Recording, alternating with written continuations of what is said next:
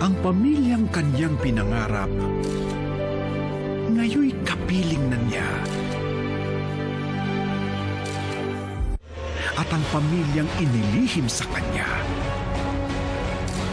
sa buhay niya'y magbabalik na.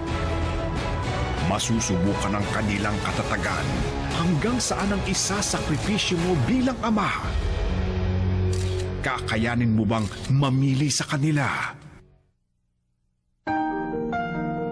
Kay Abad, John Prats, Cherry Pineda, at ang bagong prinsipe ng drama, J.M. de Guzman. Wala ka man ngayon sa aking piling. Ang pagbabalik ng #1 drama sa Kapamilya Gold, Angelito. Ang bagong yugto, malapit na.